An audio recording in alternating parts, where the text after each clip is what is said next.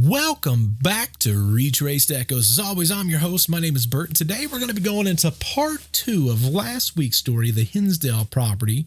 And last week we covered the Dandy family and what they had going on, which, when we look at haunting cases, there is a lot of occasions where there's similarities as far as one haunting. In fact, I think I say it every single podcast. This week, we're covering X Factor haunting, and there's a lot of similarities with other hauntings. This one was a little bit different. There's a little bit more to this one from a standpoint of the land. So the actual house is one part of the haunting, but there's so much that happens with the land. And we're going to be covering a little bit more of that today with the story of Daniel, who is the current owner of the Hinsdale property. Now, if you've not listened to last week's podcast, you're going to want to go back and listen to last week's podcast with the Dandy family, because I feel like you'll have a much bigger appreciation. And in fact, we're going to be talking about some of the things that we covered in last week's episode. But I know that it's been an entire week. It's hard to remember everything. So let's stop talking about it. Let's go back in history and look at what we covered in last week's episode. Let's go. Clara's brother arrived hours before the family to help start unloading. His entrance into the new home was met with a very unsettling welcome. As he pushed the door open, he was bombarded by a flurry of bees and flies that was striking him in his face. Determined, he brushed past and he set down a box in the main room, only to discover a very disturbing sight. The floor was littered with hundreds, maybe thousands, of dead bees. And the windows? Obviously, Claire's now chasing after her. She's in a complete panic, and she only stopped when she reached the very front door.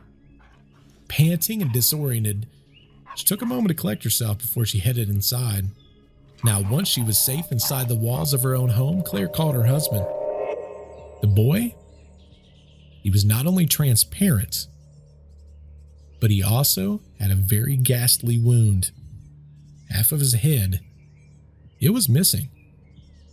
Undeterred, the ghostly figure, it continued its march, taking deep, echoing breaths. Not long after living there, Mike Dandy made friends with a boy from a neighboring property.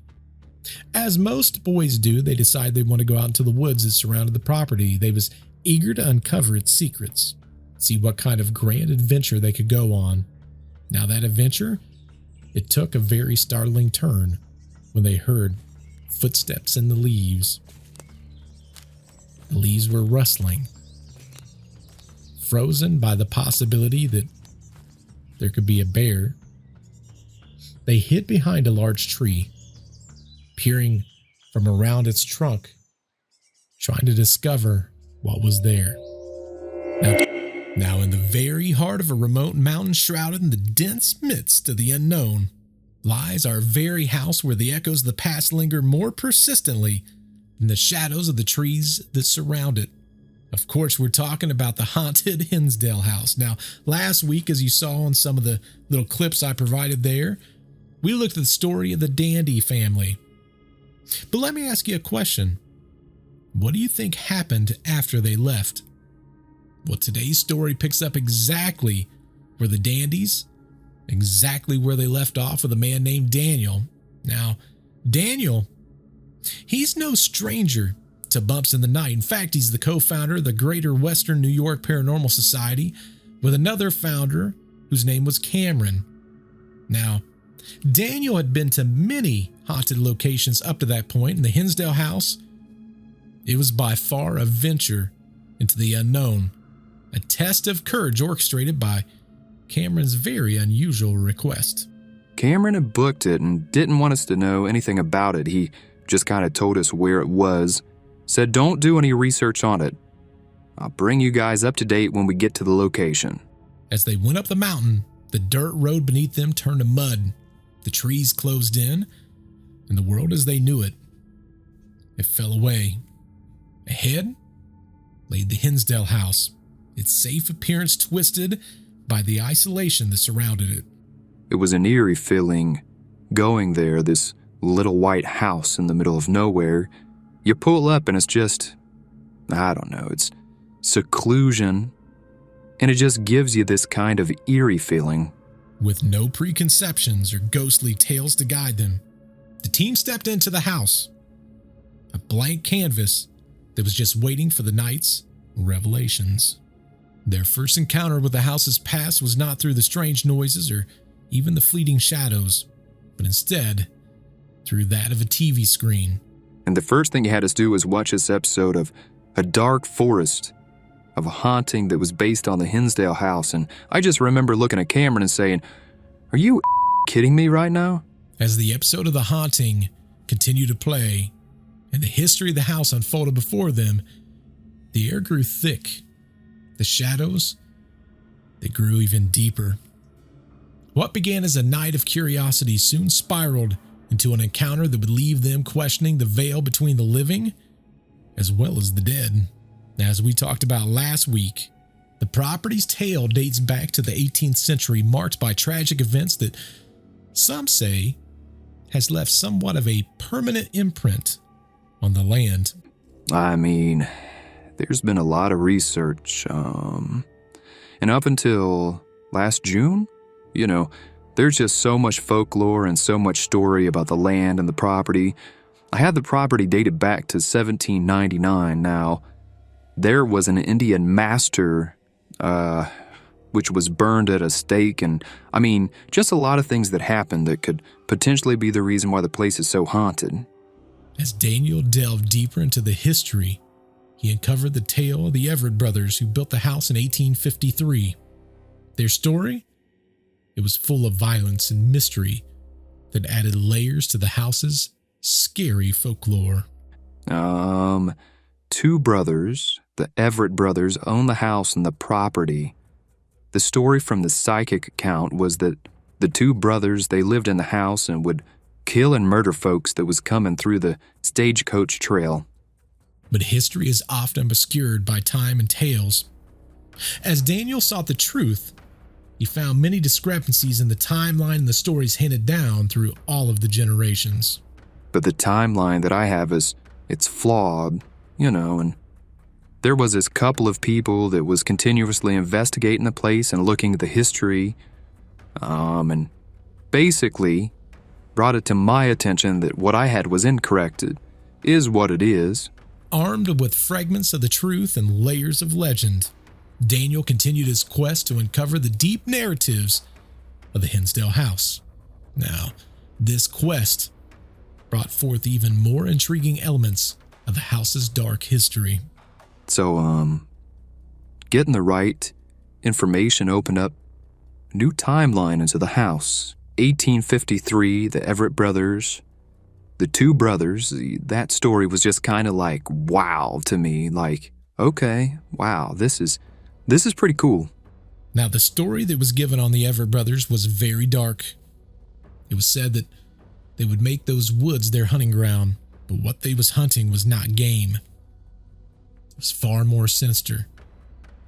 They said that these brothers would hide out in the woods and wait for the stagecoach. And the very moment that the carriage would rumble on the secluded road, they would strike. They were more than just bandits, and they wanted to do way more than just robbery. These brothers didn't just steal valuables, they stole lives. Once they would push the driver out of sight, they would search through the very belongings of the dead, taking whatever they could carry. Now, some stories say that the bodies of the victims were hidden in the old cellar of the old Hinsdale house. But the dark tales of the house, they were not confined to just the walls. The land itself harbored very grim stories that echoed through all the centuries. There's other stories of a hanging tree. Our original property had 100 acres, and there was this big tree that hung over the initial entrance to the McMahon Road. The town of Hinsdale deemed it a hanging tree back in the day. This tree holds within its limbs a grim history that has contributed to the Hinsdale house's very eerie reputation. Now, legend tells that the hanging tree was once the site of numerous hangings, performed both lawfully and from time to time through vigilante justice. The tree's very horrid function began in the turbulent times when the area was a frontier, a place where law was oftentimes executed directly by the hands of the people. It was here that the accused thieves, murderers, and betrayers met their final end. A final moment marked by the tightening of a rope.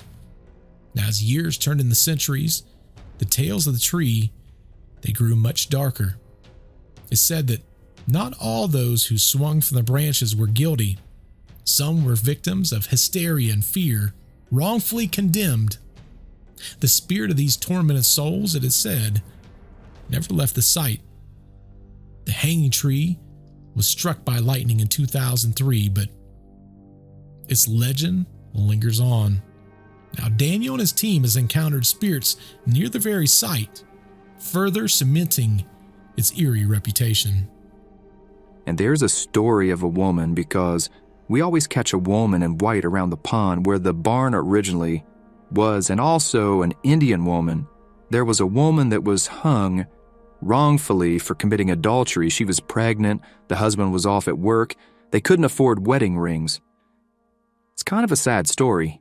As the night wore on, the team's equipment began to pick up unusual electromagnetic signatures, particularly around pieces of the old tree, adding a very tangible intensity to the chilling stories.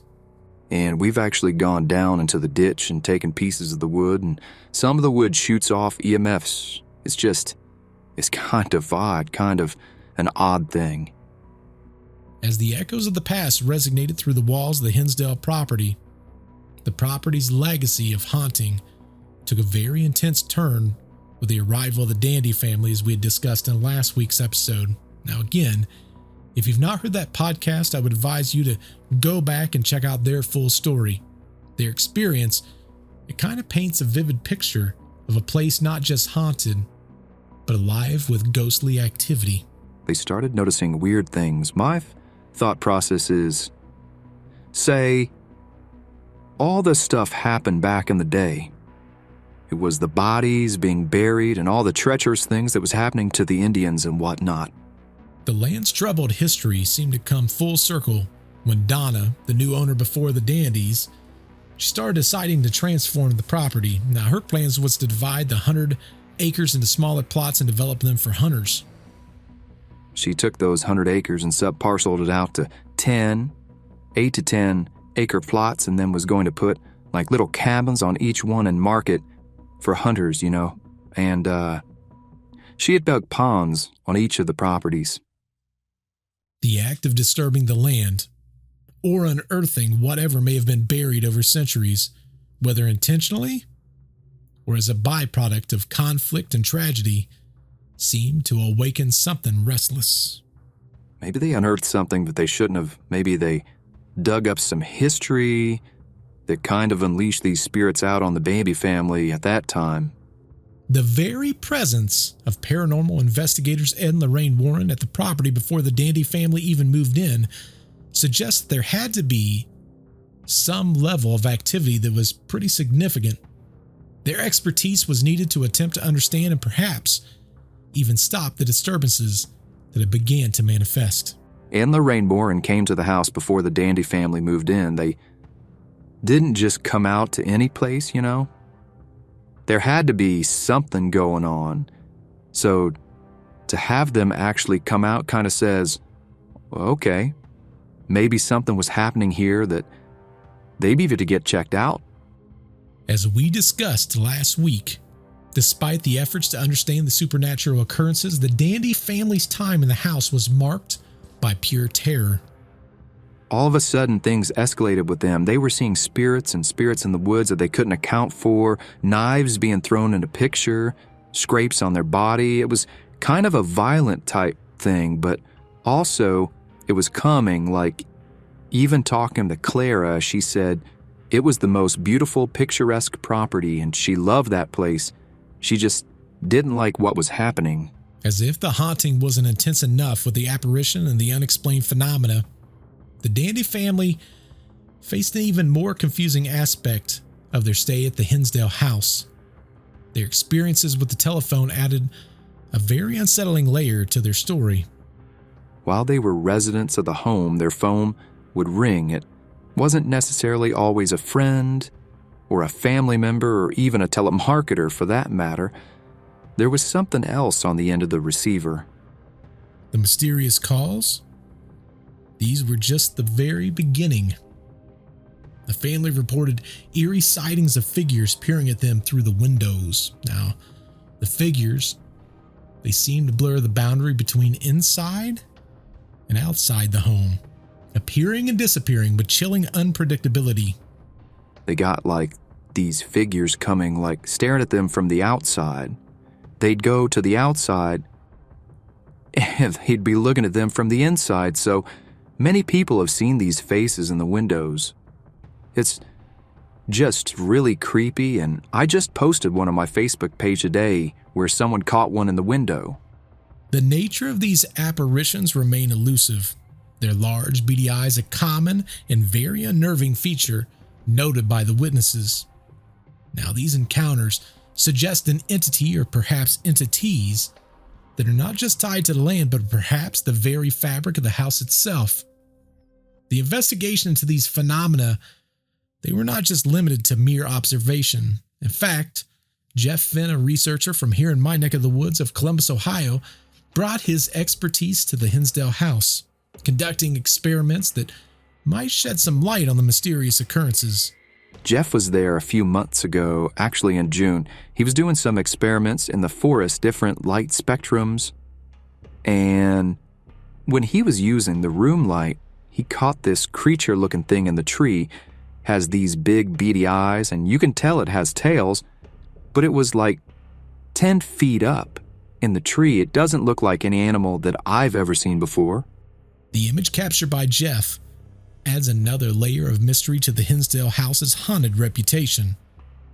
Now, whether these entities are spirits of the past or maybe something else entirely remains a question that continues to intrigue and alarm those who comes in contact with the Hinsdale house.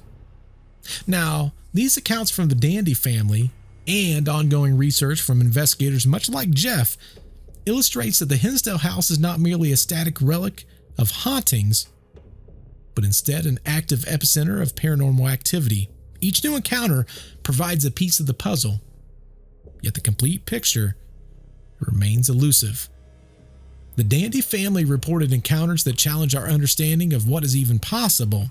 They described seeing entities that seemed almost beyond comprehension, entities that didn't appear to have even a human form.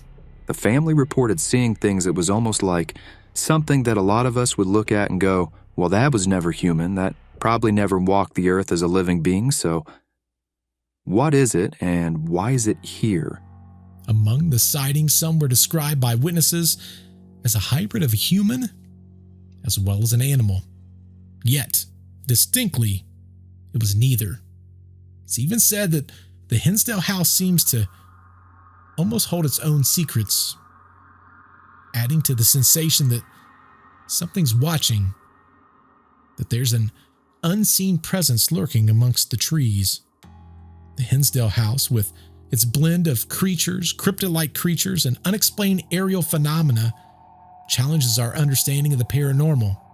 It's a place where the past and the present, the earthly and the otherworldly, intersect in mysterious and oftentimes frightening ways.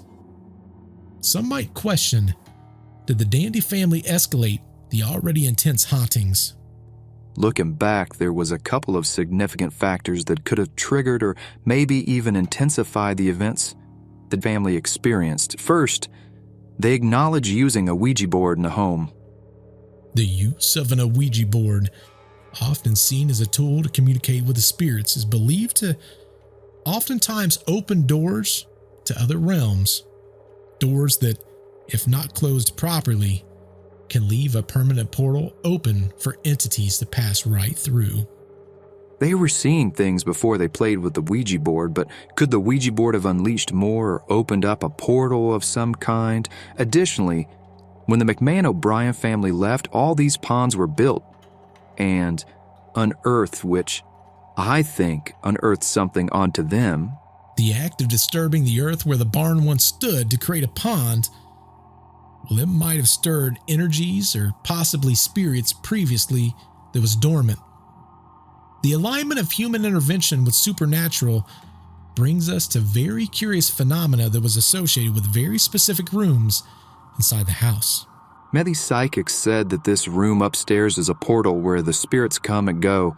It's funny, I've slept in every room in the house, but this one gives me weird feelings. It feels like static when you enter, just an uneasy feeling.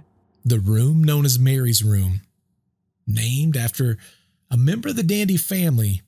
This particular room was so troubled that the family went to the extent of boarding it off, forbidding access to it, fearing it was the source of many of the paranormal disturbances.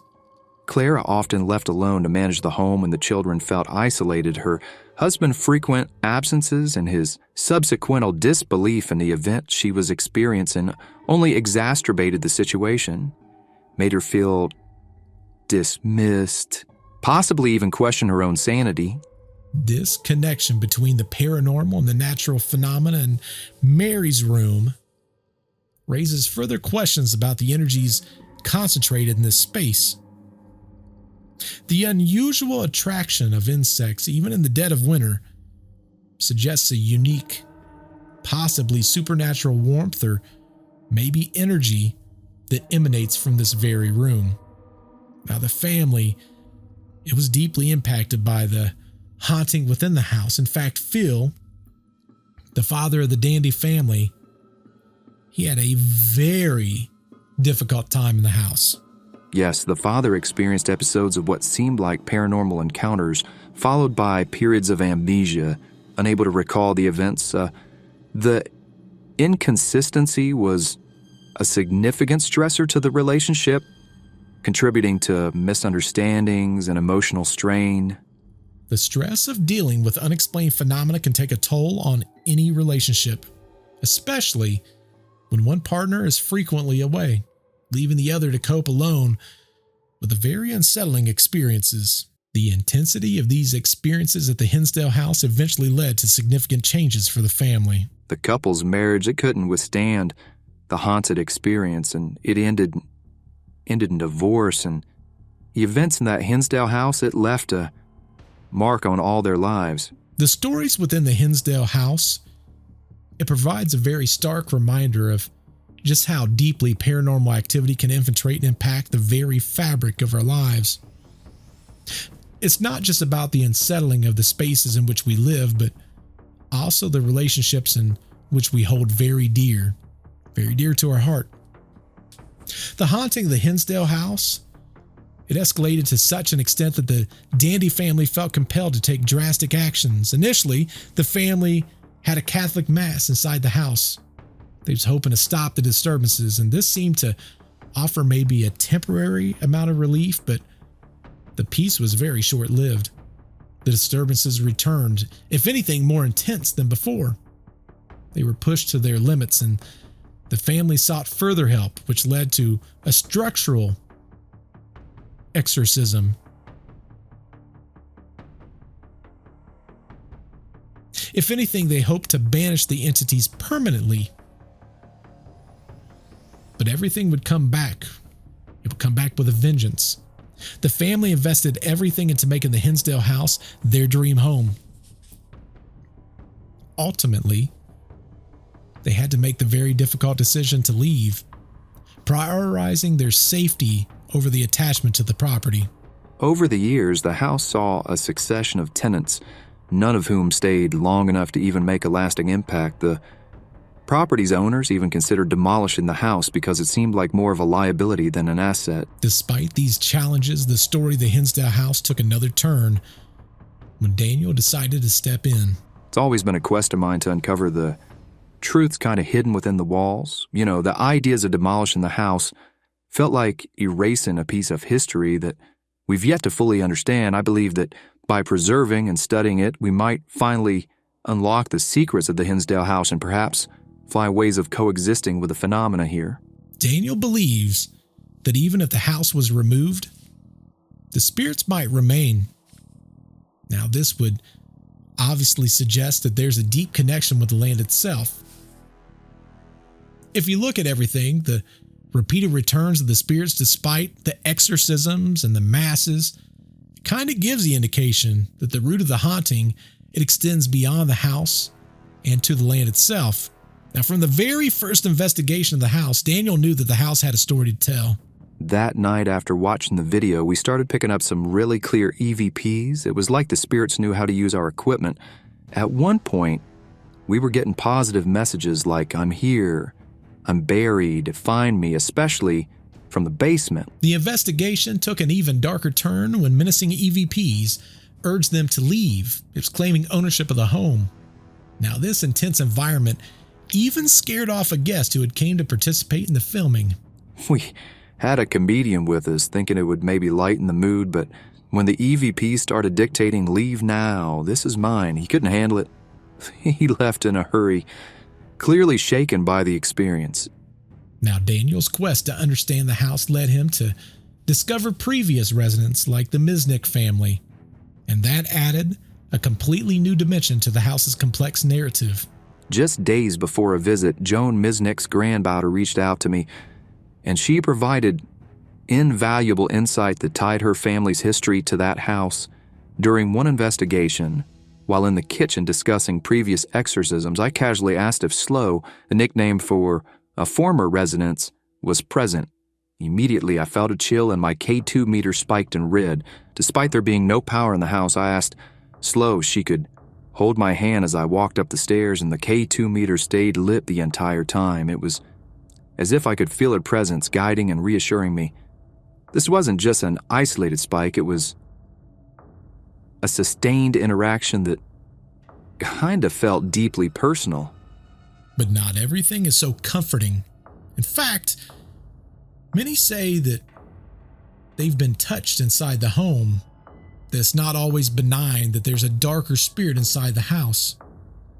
A lot of times when investigators will go inside and they're trying to communicate, whether that's with ghost boxes or EVP recorders, sometimes they say that instead of people that they believe lived there and may have potentially died inside the home, that sometimes something else tries to sneak in.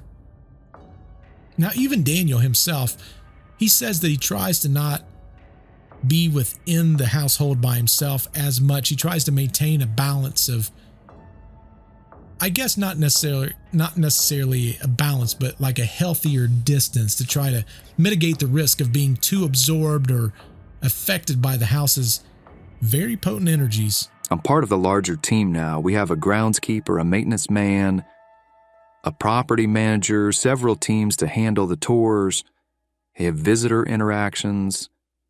We make sure to rotate responsibility amongst the team members to prevent anyone from becoming overwhelmed by the house's intense atmosphere. Hopefully you enjoyed this story, and if you enjoyed this story and you've not gave us a rating, I would appreciate a thumbs up, subscribe to our YouTube channel, and I've got something new and something exciting. If you go to our webpage, and I'm going to put a link down in the description down below, I now have a spot where you can submit your own story, or maybe there's a story that you want to hear about, and I would love nothing more than to find out what it is that your story is. Maybe we can showcase it in this very podcast. Also, if you like different kinds of podcasts, I have another podcast that I do with a friend of mine. His name is Nick. The name of the podcast is Deceptive Reality. Every single week, we cover different unsolved mysteries, kind of like the old show Unsolved Mysteries, but the one with Robert Stack. That was the good one. But anyway, this wraps up our ghostly journey through the Hinsdale house, where every creak and whisper tells a story, and every story brings us closer to understanding the unseen. I want to thank you all for joining us, and remember, the next time you hear a bump in the night, it might just be history trying to tell its tale. Until I see you in the next eerie adventure, keep listening, keep wandering, and as always, keep the ghost light on.